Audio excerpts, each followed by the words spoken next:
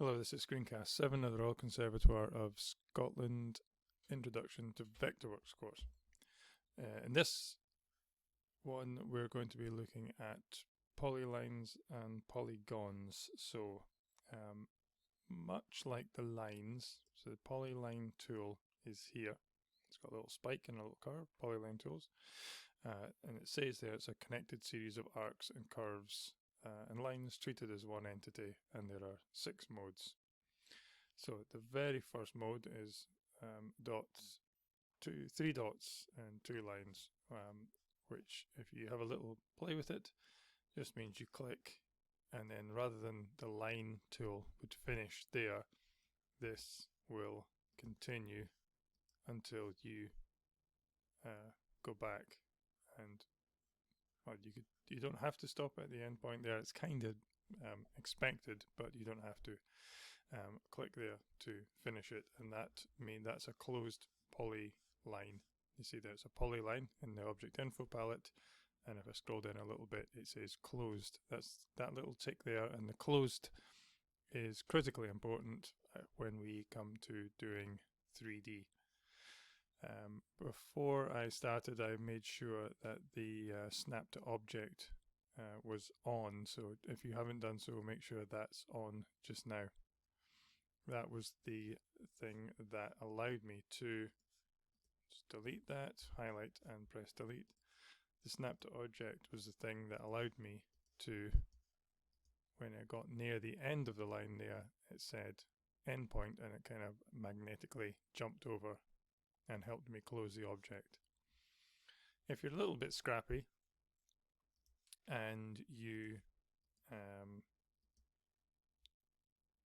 don't close the object properly, so I double clicked there and the object, I've completely messed it up. I haven't even gone back there, I've stopped there. So that's not a closed object. It's still a polyline, but it's not closed. I can simply click the closed little tick box there, and it will take the short line back to close that off again. The polyline tool with its 6 modes there, you can jump between the modes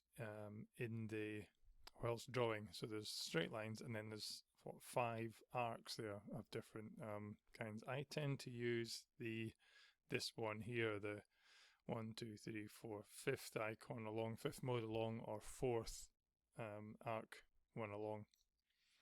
It says on it point on arc mode, so set start point. So if I say I clicked there, I'll go back to, so set start point. I've set the start point there.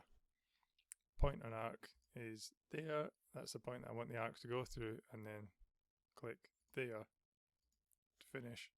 That was that gave me the start point, asked me to define this point, the midpoint, and then double click to finish. I can close that off as well, just the same as I could any other object there. So last thing is that you can jump between the modes. So I could make like an object where I'm going to hold down shift there, line, point for the arc to go through, point for the arc to finish, back to the line, back there. So I kind of jumped between the line and the arc tool whilst drawing that. Just a note that you can do that. The tool preferences here is a fillet radius thing. So there's easier ways to do this, but the fillet radius would, if I have that on, would allow me to define the curves on the corner of these objects here. Let's do a really massive kind of fillet radius there, and then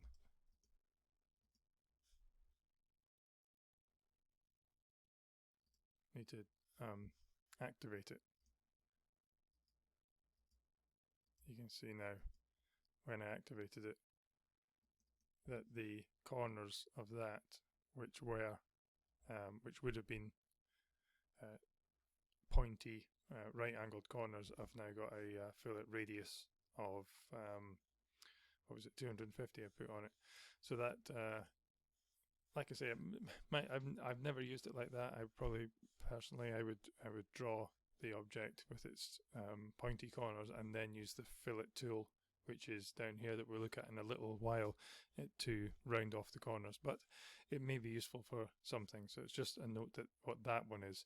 The other curves, go and have a play with them. They it kind of tells you that some of them seem quite complicated, quite complicated language, but you can kind of, you know, if you start playing with them a little bit, you can see that, you know, they do different things. Cubic vertex mode. You can get maybe some more organic shapes with these things, which an art. That means, I suppose you could do a spiral kind of thing with that one. And then the point with the point on arc mode, which is the one we used. The other, I said it was polylines and polygons. The polygon tool is next to this. It's kind of got 2D polygon and triangle as a little sub menu. Anything that's got a little tiny little arrow next to it means there's a sub menu. It has a basic kind of 2D. Still another, it's a polygon, and that's a polyline. There's a difference, but don't ask me at the moment. The only thing I can see this being kind of useful for is the paint bucket tool is quite useful. It can create a new polygon from a bounding, so that there's a gap in the middle of that. If I click on the paintbrush, it has now made a new shape from the internal gap there. So that could be quite useful as a little tool. And the lasso tool there allows you to draw around a group of objects and turn it into a new singular polyline there. Again, it's still kept the one below it, it's just made a new one here on top.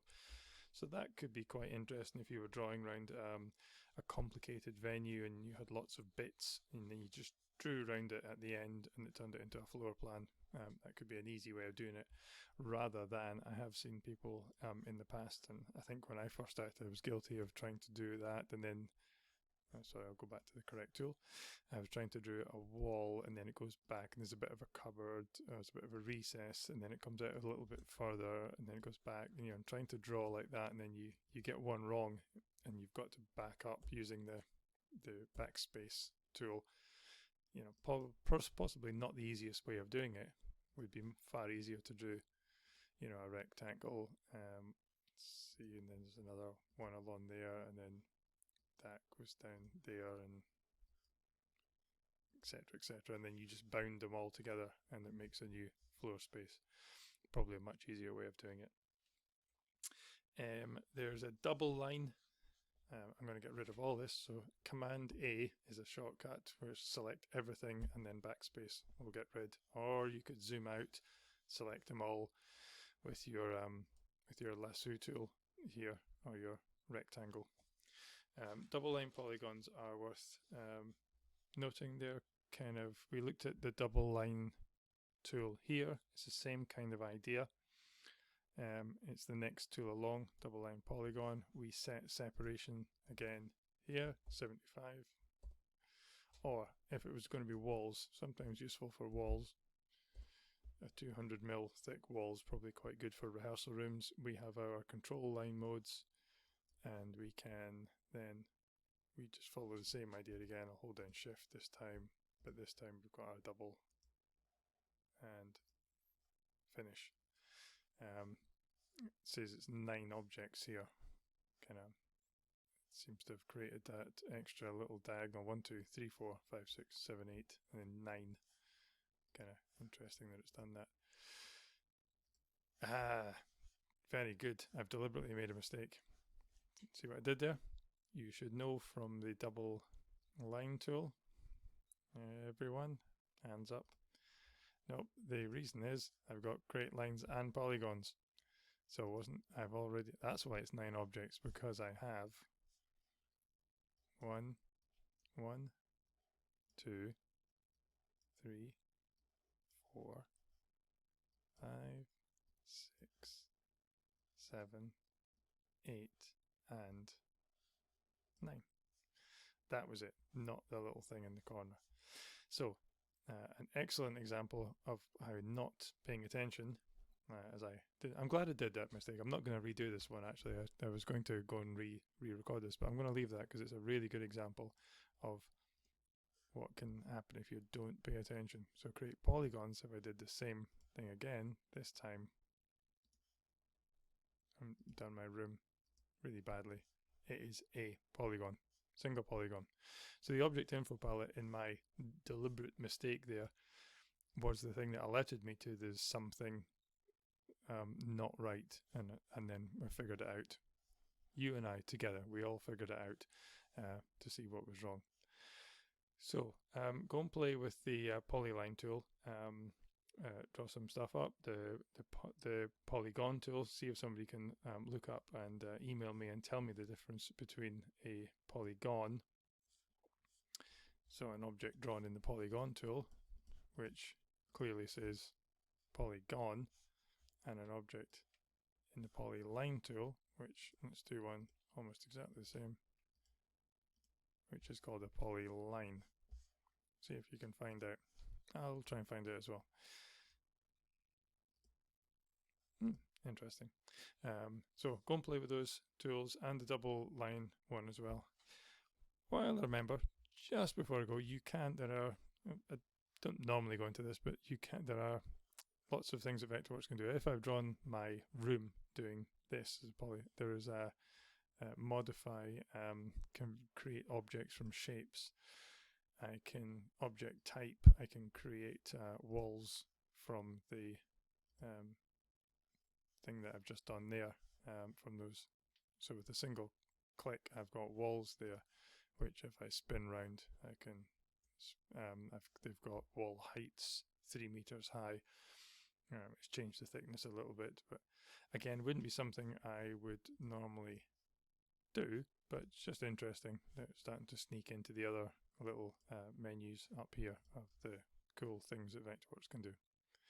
All right, don't bother with that yourself. I just remembered it just now, so I thought I'd demo it. But go and play with the it's definitely the polyline tool. That's the one that we use a lot, and using the floating toolbar along with it as well, because you can define the lengths and angles of each of these lines. Make sure your snap to objects is on, or it's going to be a right old mess. See you in the next one.